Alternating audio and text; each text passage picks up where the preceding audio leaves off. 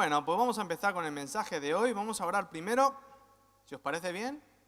Sí, ¿no? Cuando alguien me diga lo contrario, mal vamos, ¿eh? Bueno, gracias Señor te damos por este día que nos has regalado, Padre, porque cada día que nos das es un regalo, Dios. Gracias porque estás con nosotros, porque estás aquí con nosotros. Nos has traído, nos has protegido, no has dejado que nada impida que podamos congregarnos. Gracias, Padre, por darnos este lugar, este tiempo, este momento. Lo único que te pedimos es que, por favor, Espíritu Santo, sigas presente como lo has estado desde que inició esta reunión. Gracias, te pedimos que revoluciones por completo nuestro ser, nuestro espíritu, nuestro corazón, nuestra mente, que tengas que cambiar todo lo que tengas que cambiar, por favor, hazlo porque lo necesitamos. Haznos más acorde a tu palabra, a la imagen de Cristo, y ayúdanos a hacer tu voluntad. En el nombre de Jesús, Señor, que sea únicamente tu palabra predicada y que seas tú el que hable a cada corazón, Señor. En el nombre de Jesús, amén. Bueno, el título de hoy, vamos a empezar ya al grano, es Conectados a la Fuente.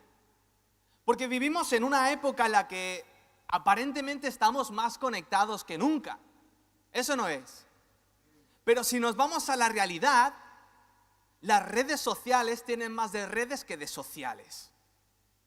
Porque tendríamos que sentirnos más en compañía, ¿no?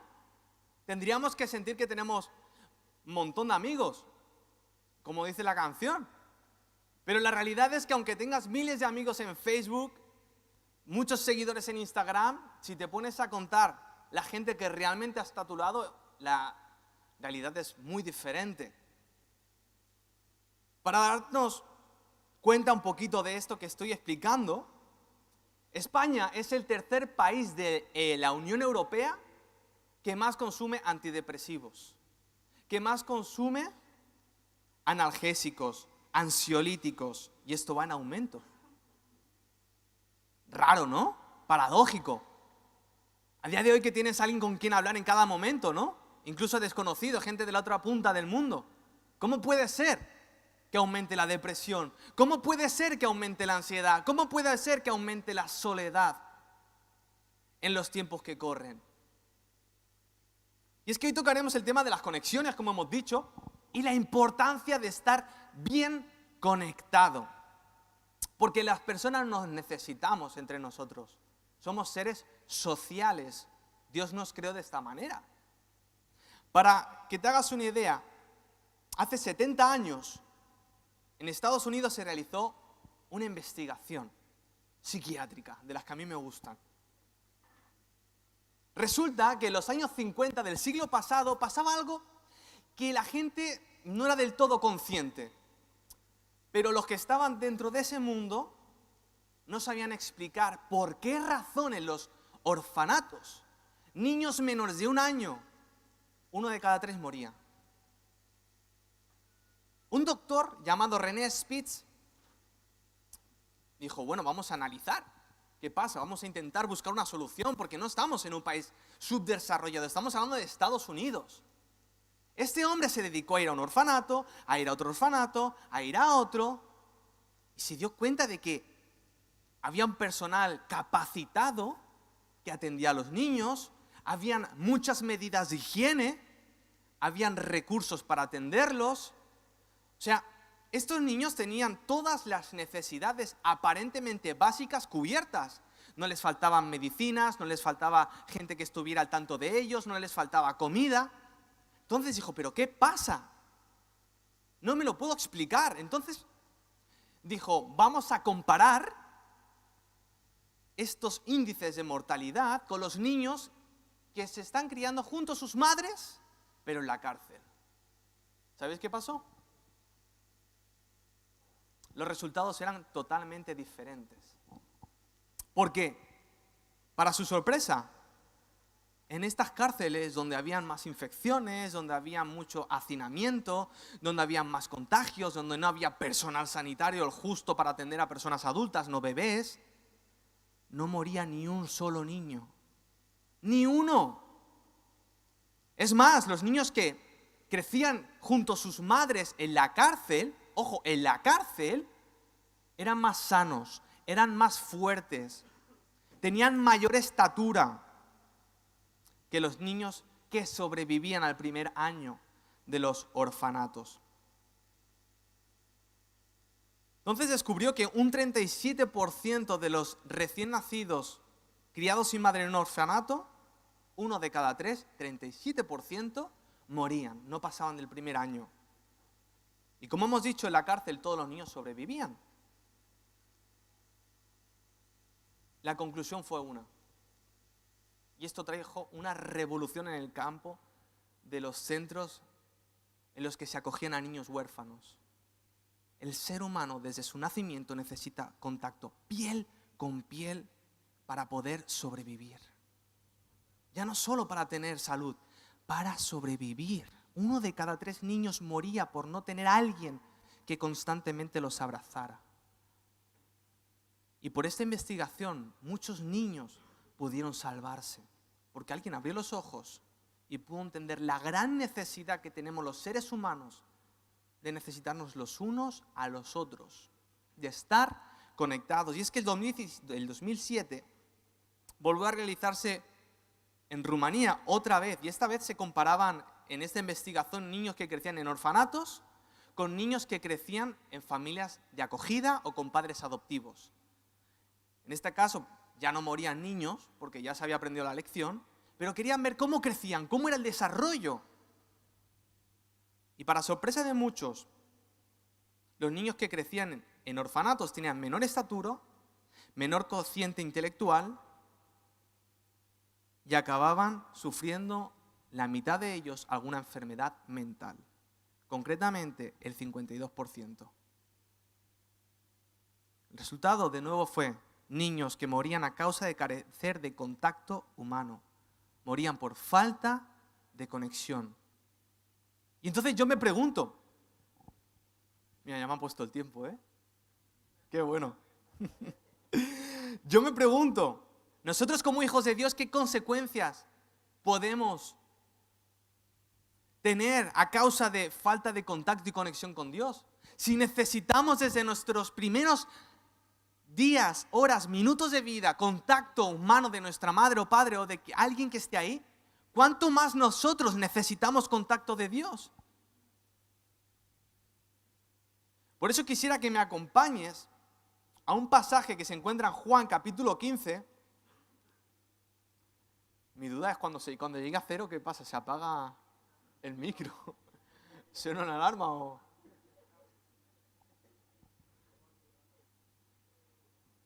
Estoy tenso, aunque no lo parezca. Pero bueno. Vale, si lo tienes, me regalas un amén fuerte.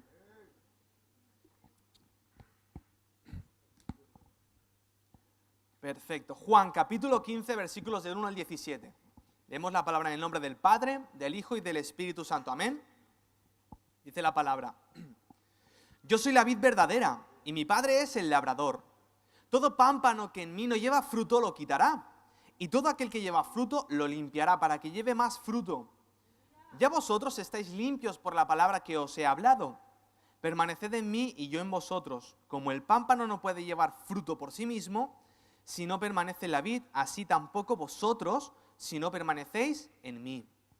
Yo soy la vid, vosotros los pámpanos. El que permanece en mí y yo en él, éste lleva mucho fruto, porque separados de mí nada podéis hacer.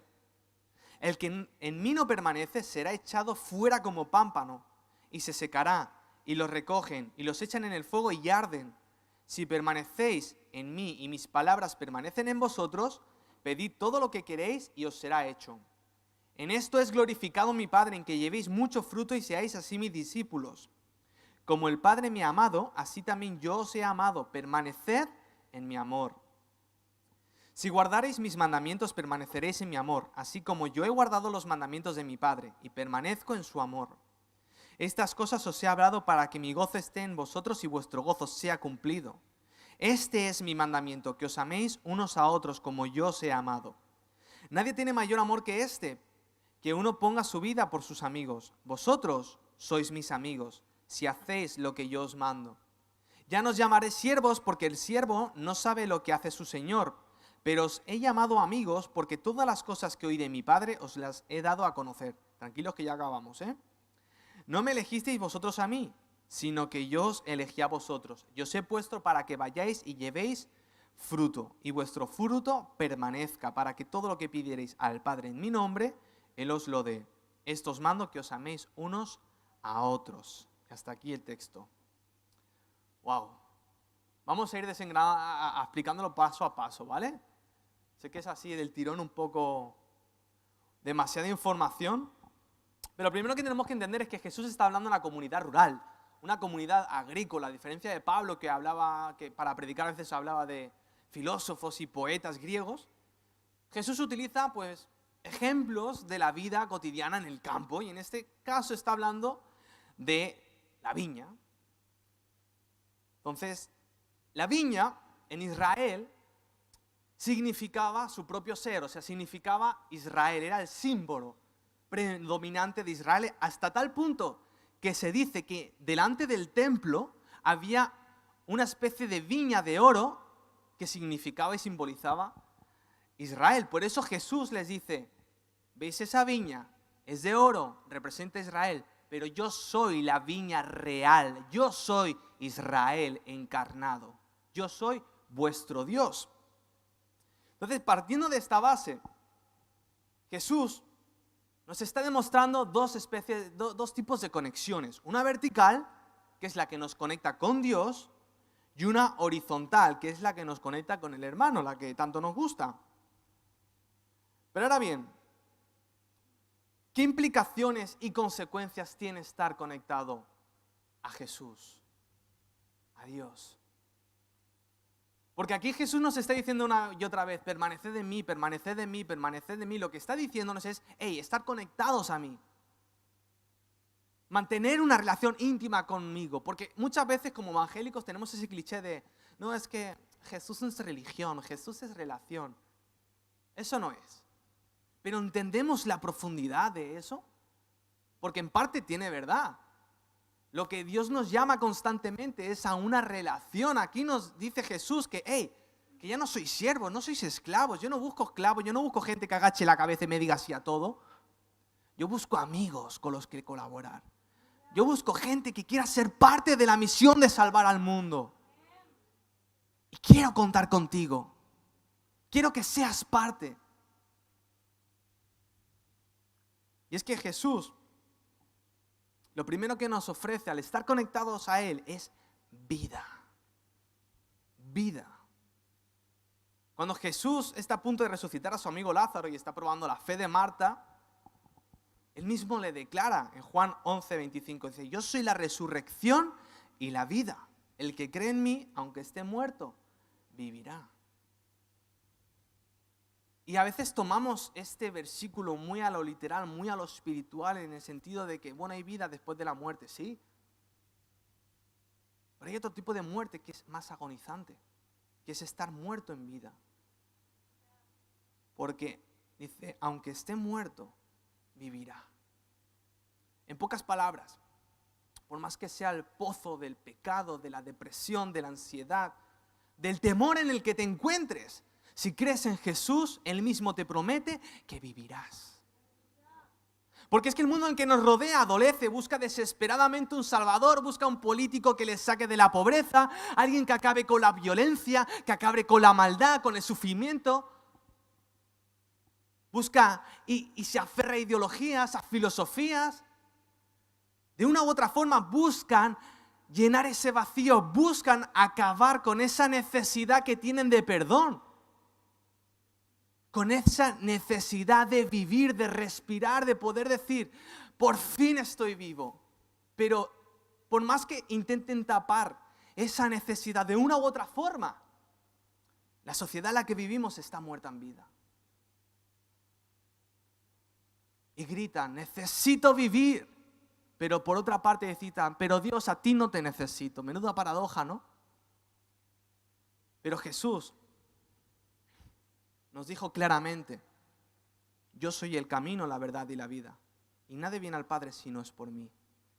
Fuera de mí no hay vida.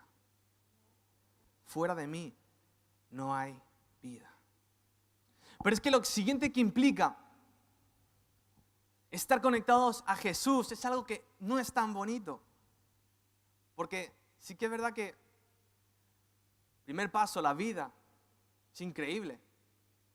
Poder sentirte vivo. Pero viene un proceso, algo doloroso, que tampoco me es muy fácil predicar, y seguro que te cambia la cara, que se llama la poda. Juan 15:2 dice, todo pámpano, o sea, rama de la viña, que en mí no lleva fruto lo quitará, y todo aquel que lleva fruto lo limpiará, para que lleve más fruto. Pero aquí tenemos que prestar mucha atención, ¿vale? Vamos a meterle un poquito de teología al asunto, ¿vale? Porque hay dos versículos clave. Dos verbos, quitar y limpiar. Y yo me pregunto, o sea, qué cruel sería por parte de Jesús, ¿no? O sea, tú permaneces en Él, no das fruto y te quita. Es un poco cruel, ¿no? ¿Te cuadra con la imagen de Jesús que siempre se te ha predicado? O sea, estás ahí, permaneces ahí y Jesús te quita a pesar de que estás ahí simplemente porque no das fruto. ¿Qué piensas? Se deja con cara de póker, ¿eh? No es una herejía, ¿eh? Déjame acabar la conclusión. El primer verbo es quitar. ¿Sí? Dice que Jesús te quita, ¿no? Aunque permanezca, cosa que nos parece cruel. Pero el verbo original no es desecharte. El verbo original es airó, que literalmente significa elevar, alzar, cargar, levantar y sostener. Y esto cobra sentido cuando estudias el contexto. Una de las técnicas que los viticultores utilizaban, cuando había una de las ramas de la viña que no daba fruto, lo que hacían era ponerla en un lugar más alto para que le diera la luz solar y así tener oportunidad de dar fruto. Cambia la cosa, ¿no? Porque otras versiones, cuando dice quitar, la traducen por cortar, pero cortar es el verbo ecopto, que lo podemos encontrar en Mateo 7:19, cuando Jesús habla de un fruto que no da, de un árbol que no da buen fruto, que es cortado y echado al fuego. Es aquel árbol que desprecia el estar conectado a Dios, aquel que no quiere permanecer en Dios. Pero si tú estás en Jesús, si permaneces en Jesús, aunque por ahora parezca que no haya fruto, tranquilo que Jesús te va a poner en el lugar donde puedas darlo, en su debido momento, en su debido lugar. Espera, solo espera que el Maestro te coloque en un lugar donde te dé el sol y donde puedas dar fruto, dar flor y ser de bendición. Pero a veces parece lo contrario, a veces es, Jesús, no doy fruto, no estoy haciendo las cosas bien, estoy en ti, estoy estancado. Porque hay momentos de espera. La viña no da uvas de la noche a la mañana, hay un proceso. De hecho, Jesús mismo dijo, el reino de Dios es como el sembrador que siembra en el campo y no sabe cómo, pero al día siguiente se encuentra el campo lleno de vegetación. Así es los procesos de Dios. Pero es que el siguiente verbo es limpiar. Otras versiones lo traducen como podar. Pero ahora bien, ¿para qué sirve podar? No sé si alguno se está imaginando al señor Miyagi ahí cortando bonsáis, las hojitas. La poda es súper importante, ¿vale? No es que sea viticultor, pero lo he leído, ¿vale? Aparte de cada 2 por 3 están podando en mi barrio. La poda permite que los racimos de uva se beneficien más de los rayos de sol y de una mejor ventilación, aumentando así su rendimiento, calidad, resistencia a las plagas, alarga la vida de la vid y asegura la cosecha de un año para otro. El verbo original de limpiar es katsairo y significa limpieza, pero también hace referencia a la expiación, a la purificación, a la santificación. Y vamos a ser claros, podar implica dolor. Pero es que cuando yo veo los personajes de la Biblia, yo no veo personas que estén ahí todo el día felices, que de la noche a la mañana Dios les diga, venga, ¿te vas al seminario? ya te pones a profetizar y a hacer milagros por todos lados. Cuando yo veo la Biblia, yo veo un sinfín de personajes cuyo carácter, cuya fortaleza, cuya fe se forjaron en mitad de problemas, dificultades y sufrimientos.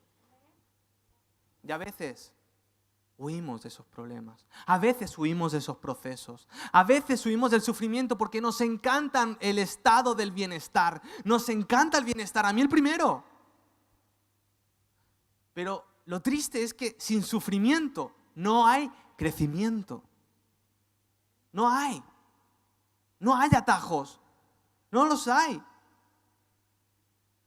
La poda, el crecimiento, la santificación, el crecer en el Señor, el dar fruto implica que Jesús tenga que cortar partes de ti que te gustan, a los que te aferras. A veces tendrá que ser un pecado que siga ahí. A veces tendrá que ser una mala relación que lo único que hace es alejarte de Dios. A veces tendrá que ser un hobby, un trabajo que no te permita congregarte, un trabajo que no te permita estar con tu familia, aunque esté bien remunerado. Pero todo lo que haga el Señor va a ser para tu beneficio, aunque ahora no lo podamos ver. Es difícil verlo.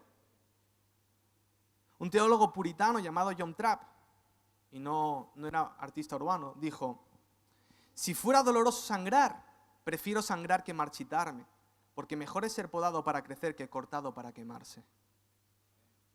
Rechazar el permanecer en Cristo, ahí sí que implica corte, secarse y ser echado al fuego. Mientras que tú con tus fuerzas esperes, permanezcas, sigas ahí, en tu momento vas a dar fruto. Pero en el momento en el que te rindas, en el que digas ya no quiero más, en el momento en el que tú digas Señor, ya no quiero permanecer, en el momento en el que tú rechaces a Jesús, ahí sí, ojo. Tenía un amigo medio rapero, medio filósofo que decía: aprendí más con 10 derrotas que con 100 victorias. Y es verdad. De las victorias tú aprendes, pero se te pasa rápido. Pero con una derrota, con un fracaso, eso se te queda bien marcado. Pero hay una increíble promesa de parte de Dios durante la poda. Dice que daremos fruto. Que si pasamos ese proceso, habrá un fruto. ¿Qué clase de fruto? Avivamiento en tu entorno. Juan 15:8 dice: en esto es glorificado mi Padre, en que llevéis mucho fruto y seáis así mis discípulos. Porque la gente a tu alrededor va a ver una transformación, va a ver que Dios sigue obrando milagros, va a ver que Dios sigue desatando su poder sobre nosotros. Lo segundo que podremos ver y experimentar es desarrollar el verdadero potencial con el que fuimos creados. Porque sabes, Dios te creó con dones, con capacidades y un potencial que es imposible descubrir, disfrutar y utilizar fuera de Cristo. Pero que están ahí. Y qué lástima cuando ves gente que tiene un montón de dones, que dices, wow, pero si esta persona se pusiera en serio con el Señor, la iglesia entera fliparía, habría avivamiento en todos sitios, disfrutaríamos tanto de todos esos dones, sería de tanta bendición. Pero ahora es el momento de permanecer y decir, Señor, yo quiero desarrollar esos dones, yo quiero descubrirlos, yo quiero glorificarte. Y lo tercero que implica es gozo cumplido y pleno. Dice, porque en estas cosas os he hablado para que mi gozo esté en vosotros y vuestro gozo sea cumplido. Gozo, alegría. Permanecer en Cristo te da alegría, felicidad. Y esto no significa que no tengamos nuestros problemillas, nuestros subes y bajas. Pero la promesa está ahí. Es más, esta misma promesa está en Jeremías 17, del 7 al 8. Porque Dios es el mismo en el Nuevo y en el Antiguo Testamento. Dice, bendito el varón que confía en Jehová y cuya confianza es Jehová. Porque será como árbol plantado junto a las aguas, que junto a corriente echará raíces. Y no verá cuando viene el calor, sino que su hoja estará verde. Y en el año de sequía no se fatigará ni dejará de dar fruto. La pregunta es, ¿qué clase de fruto estamos dando? Porque es imposible no dar fruto. La conexión en la que vives, a qué te conectas o a quién te conectas, determina el fruto que estás dando en tu vida.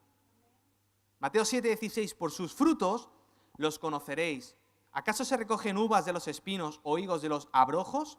Así todo buen árbol da buenos frutos, pero el árbol malo da malos frutos. Entonces, ¿cuál es nuestra labor? Permanecer. Permanecer. ¿Y qué implica permanecer? Pues tomar constantemente decisiones que agraden a Dios. Y si te equivocas, porque nos equivocaremos, ir corriendo de nuevo a Dios. Señor, necesito estar conectado a ti, porque los hijos de Dios necesitan estar conectados a Dios, necesitan esa vida, necesitan esa savia que fluya por sus venas. Por eso cuando te equivocas, cuando pecas o cuando fracasas, te duele. Te sientes seco, te sientes marchito, porque sabes que el único que puede darte vida de nuevo es reconciliándote con Dios. Permanecer implica una vida de contacto con Dios piel con piel a través de la oración. Permanecer implica el estudio de su palabra, con el cual hemos sido y continuamos siendo lavados, como decía Jesús en el versículo 3. Ya habéis sido lavados por la palabra. Permanecer implica una vida en comunidad con el resto de creyentes. Y aquí pasamos al segundo tipo de conexión. Uy, qué tensión esto, cuenta atrás, ¿eh?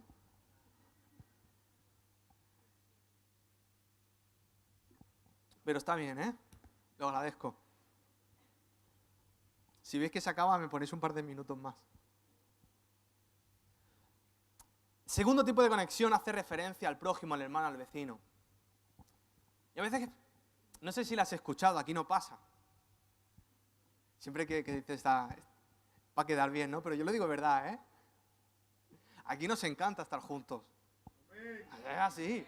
Sobre todo las comidas pro templo. Que anda que no se goza. Pero muchos dicen, no, es que yo creo en Dios a mi manera. Yo creo en Dios, pero no me hace falta congregarme. Yo y Dios, yo no necesito a nadie, ni gente, ni iglesia, ni no, porque en la iglesia hay mucha gente pecadora. Claro, tú no lo eres. No, es que la iglesia mira tanto cristiano y mira todo es chisme, todo es no sé qué. Anda, ¿tú? Porque somos gente imperfecta. De hecho, Jesús sabía perfectamente que la iglesia iba a ser, ay, mira, me han puesto minutos de verdad, que era broma. Yo lo decía de broma, ¿eh? Si me alargo es culpa suya. Pero la vida, el evangelio, no fue diseñado para vivirse en solitario. Porque amar a Dios implica amar a las personas. El primer mandamiento es amarás al Señor tu Dios sobre todas las cosas. Y el segundo mandamiento es semejante. Recordemos cuando Jesús resucite, visita a Pedro y lo está restaurando. Pedro lo negó 3 veces, ¿no? Pues en esa conversación, Pedro, ¿me amas? Y Pedro le decía, sí. La respuesta de Jesús fue, la primera, apacienta mis corderos. Segundo, pastorea mis ovejas. Tercero, apacienta mis ovejas. Lo que le estaba diciendo Jesús, hey, ¿me amas? Ama a mi iglesia. Ama a los que son condiscípulos tuyos. Ama a los demás que me siguen. Porque 1 Juan 4:20 dice, si alguno dice, yo amo a Dios y aborrece a su hermano, es mentiroso. Pues el que no ama a su hermano a quien ha visto, ¿cómo puede amar a Dios a quien no ha visto? Y a veces no somos fáciles de amar. Mira el pastor cómo dice amén. Porque yo no soy fácil de amar para él. Y lo ratifica. Pero el amor a Dios es lo que te permite amar al prójimo. Y a veces es un proceso, claro que sí. Porque todos los que estamos aquí estamos en un proceso de santificación. Estamos en un proceso de ser más como Jesús. Algunos en el nivel 1, otros en el nivel 10, otros en el nivel 30, otros en el nivel -4. Pero estamos ahí. Y es lo bonito de poder ayudarnos los unos a los otros. Me podría aquí alargar más, pero no quiero que me añadan más tiempo, por amor al tiempo. Pero, ¿qué fue lo primero que hizo Jesús cuando regresó del desierto? De ser tentado por Satanás. ¿Qué fue lo primero que hizo? Crear una comunidad. Ni bien llegó, creó el grupo más disfuncional de la historia. Cualquiera que le viera a Jesús diría, pero Jesús, ¿qué estás haciendo? ¿Tú estás viendo a la gente que estás escogiendo? ¿Tienes un montón ahí de fariseos? No, eso no. Eso no lo quiero en mi grupo, dijo Jesús. Pero tienes gente que sabe más de la palabra, gente que no es tan problemática. ¿Qué haces con un terrorista? Por favor, si hasta su mote es ese, el celote, que es una especie de etarra, pero a nivel judío. ¿Qué haces con Pedro? Que es un bocachancla, que no para de liarla, que se mete en peleas, se mete en broncas, que te va a meter en problemas. ¿Qué haces con un ladrón? Ese me pinta mal. ¿Qué haces con un funcionario corrupto que roba a nuestra propia gente llamado Mateo?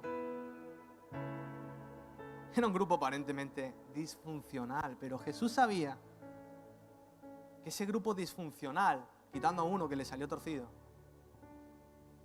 trastornarían y revolucionarían el mundo por completo. Porque él sabía que eran personas que lo amaban y que en diferentes niveles, diferente progreso, estaban ahí. Y entendió la importancia de vivir en comunidad, de vivir la fe en comunidad. Es más, las últimas instrucciones de Jesús antes de irse y regresar al cielo fue ir y predicar el Evangelio, pero también les dijo, esperad en Jerusalén. ¿Cómo? Unidos en oración a que venga la promesa. Y en esa unión, si tú lees Hechos 2, lo que reitera mucho Lucas es, y estaban unidos, y estaban unidos. Y todo el libro de Hechos es, y estaban unidos en oración, y estaban reunidos en la casa de la madre de Marcos, y estaban unidos en tal sitio, y siempre que había unidad había poder. Porque cuando estaban unidas la iglesia, los 120 en el aposento alto, fue cuando descendió el Espíritu Santo, y la primera manifestación pública del Espíritu Santo fue en una comunidad llamada iglesia. Eso no es importante, vivir en comunidad. Es peligroso vivir una fe en solitario. Es muy peligroso. Estás expuesto a que venga el enemigo y te destroce. Pero aquí en la iglesia hay gente que ora por ti, gente que te va a dar consejo, gente que te va a ayudar, gente imperfecta, porque el único perfecto es Jesús. Pero ¿dónde vas a encontrar todo ese consejo si no es aquí? Yo disfruto, por ejemplo, cuando hablo con hermanos que tienen más experiencia como padres. Seguro que estáis pensando en Efraín. Pero es bonito cuando, por ejemplo, te da consejos. Dice, mira, yo hice esto, acerté con esto no acerté tanto, pero que tiene ese amor de poder transmitirte de sus experiencias buenas para que las pongas en práctica, las malas para que no las pongas en práctica y te ahorres varios problemas. Es bonito poder aprender de la gente que tiene más caminar que tú. Es bonito que gente que sepa más de la palabra pueda enseñarte. Porque yo reconozco que necesito de vosotros. Yo os necesito. Necesito de vuestras oraciones, y perdón por cortaros el aplauso, pero necesito consejo de vosotros que tenéis más experiencia que yo. Necesito que si a una predicación digo alguna burrada, me pegues una colleja y me digas, Isaac, por favor, céntrate. Yo os necesito, iglesia. Amén. Y nos necesitamos los unos a los otros. Ahora ya quisiera acabar, y prometo que acabo, con la pregunta: ¿a qué o a quién estás conectado? ¿Qué frutos está dando en tu vida dicha conexión? ¿A qué estás conectado en la mayor parte del tiempo? ¿Al móvil? Ese invento inventado por el infierno. A veces ayuda, pero te roba una de tiempo sin que te des cuenta. Yo por si acaso ya no miro el informe de los lunes, del tiempo de uso. ¿A qué estás conectado? Al temor de lo que constantemente sale en las noticias, la inflación, las guerras. ¿A qué estás conectado al pasar muchas horas en la cama durmiendo? A una relación que solo hace que alejarte de Dios, a un pecado que impide que sientas la presencia de Dios, al constante trabajo que impide que veas a tu familia y te congregues. Mira, yo desconozco cómo está tu conexión con Dios. Pero si Dios ha permitido que sea compartida esta parte de su palabra, no es para condenar. No es para condenar. Yo creo en un Dios que no viene a condenar. Yo creo en un Dios que te expone quizás y te da un diagnóstico doloroso, pero para perdonar y sanar. Y para restaurar. Yo quisiera que si en esta mañana, esto es tú y Dios, si no lo conoces, esta es la oportunidad perfecta para que puedas conocerlo y disfrutar de vida. Vida en abundancia. Puedas disfrutar del perdón de pecados y por fin dormir en paz. Si ya lo has conocido, pero ya hace tiempo que por una u otra razón ya no sientes su presencia como antes, y eso duele, Eso duele mucho, ya no sentir la presencia de Dios y dices, Señor, ¿qué pasa? En esta mañana el Señor te dice, hijo, venga, ven conmigo. Porque el Dios en el que yo creo es ese Padre, que aunque su hijo se fue lejos y malgastó la herencia, está todos los días en la puerta de su casa, con los brazos abiertos, esperando a que regresemos. Ese es el Dios en el que yo creo. Y en esta mañana Dios te está diciendo, hijo, te extraño, te echo de menos. Regresa, vuélvete a conectar a mí. Quiero que desarrolles el potencial, quiero que disfrutes de una vida plena, quiero que haya avivamiento en tu familia, en tu hogar, en tu trabajo, donde estés. Quiero desatar mi poder en ti y a través de ti. Pero, ¿te dejarás podar? ¿Te dejarás desconectar de aquello que no te conviene? Dejémonos podar por Dios. Dejémonos podar. Sepamos conectarnos correctamente. Es tiempo de dar frutos y desarrollar el potencial con el que fuiste creado. Conexiones correctas son una vida completa. Amén. Gracias, Señor, te damos por este tiempo que nos has permitido disfrutar de tu palabra. Gracias por estar con nosotros, bendiciéndonos, ayudándonos. Gracias porque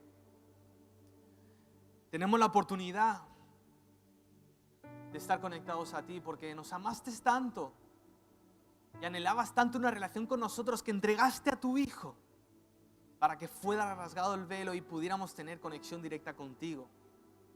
Y ahora podemos hablar contigo, expresar nuestras emociones, nuestros temores, pedir, agradecerte directamente, Señor. Y todo lo podemos hacer gracias a que entregaste a Jesús a aquella cruz. Yo te pido por aquellos hermanos y hermanas que quizás no te conocen, para que puedan tener un encuentro personal contigo y puedan disfrutar de esa vida plena, Señor.